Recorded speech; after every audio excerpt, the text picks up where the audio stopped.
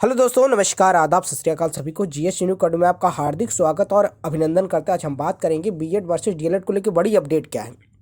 BEd versus DElEd में clarification आज का जो जो स्पेशल सुनवाई चीफ जस्टिस के स्पेशल बेंच में गठित की गई थी, उसकी सुनवाई आज आपने लाइव भी हुई थी। 3 बजे उसकी सुनवाई होनी थी। किसके? अनिरुद्ध बोस की और जस्टिस धुलिया की बेंच में। तो ये सुनवाई होती है और केस कहाँ का था? पश्चिम बंगाल का था। अर्णव घोष ने जो कि क्लैरिफिकेशन मांगा था कि बीएड की जो जजमेंट आता है 11 अगस्त का, वो कब से लागू होगा। इसके बारे में सुनवाई हुई, बड़ी सारी बहस हुई। आप अगर इसका वीडियो नहीं देखे तो आप लाइव वीडियो जाके पहले प्लेलिस्ट में वीडियो देखेंगे तो आपको पूरी चीज़ें क्लियर आएंगी। चलिए हम बात करते हैं। देख सकते हैं पिटिशनर कौन है? अर्णव घोष है और इसमें डीएलएड की तरफ से नेहा राठी और अच्छे वकील थे जो कि जिसे कहते हैं गोपाल शंकर नारायण।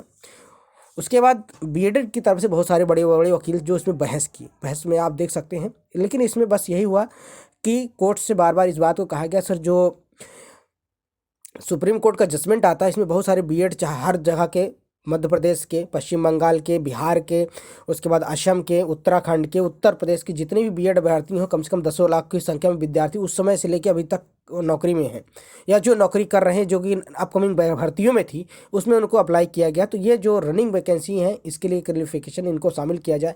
लेकिन आप देख सकते हैं साफ साफ कि जस्टिस सुधांशु धूलिया ने इसको डायरेक्ट कहा कि नहीं, इसमें हम right to education and quality education के साथ छेड़खानी नहीं कर सकते हैं, क्योंकि डिप्लोमा ही एलिजिबल है 1 से 5 तक पढ़ाने के लिए। इसके ऊपर बीएड वाले लागू है। तो इसके बारे में हम आपको बता दें कि कोई कुछ नहीं हुआ, इनकी याचिका खारिज हो गई है और बीएड वालों को एक बड़ा झटका लगा है। कहने का मतलब है बीएड पीआरटी में अब कभी नहीं शामिल हो पाएगा, हो सकता है। और जो क्लेरिफिकेशन मांगा गया कि फैसला कब से लागू होगा, ये फैसला 2018 से ही लागू होगा। जब से राजस्थान में केस हुआ है तब से ये फैसला लागू होगा। अब आपको ये सोच सकते हैं क्या 2018 के बाद जो बीएड में किसी भी भर्ती में शामिल हो हटाए जाएंगे।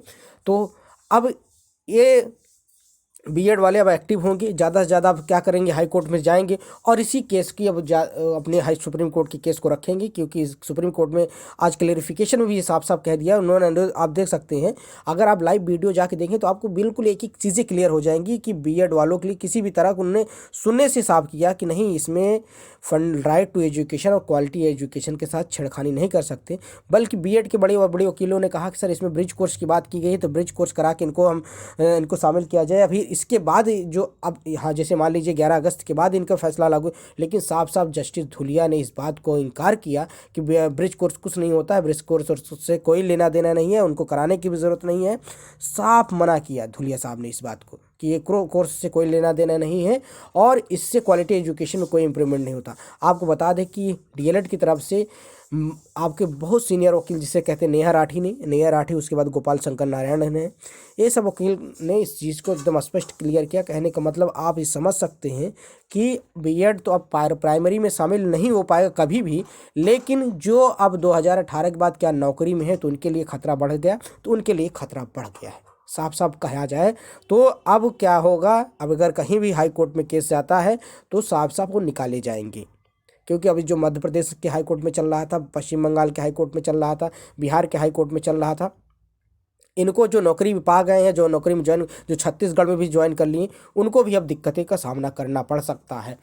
और दूसरी बात ये है कि इसमें जो अर्णव घोष थे, इनका कहीं ना कहीं देखिए, जो डीएलएड के वकील थे उन्होंने साफ साफ कहा कि जो गोपाल शंकर नारायण के, कि अनिरुद्ध बोस जो है, जो कि कोई नौकरी में भी नहीं है और ये अलग से पिटीशन बने, इस तरह तो कोई भी आके इसमें पिटीशन दायर करेगा, क्लेरिफिकेशन मांगेगा। इसलिए साफ साफ जज जिन्होंने, जो कि अनिरुद्ध बोस और जस्टिस सुधांशु धूलिया, देखो मेन तो सुधांशु धूलिया थे जो फैसला दिए थे, तो उन्होंने साफ साफ इसमें इनकार किया कि इसमें अब कुछ नहीं होगा।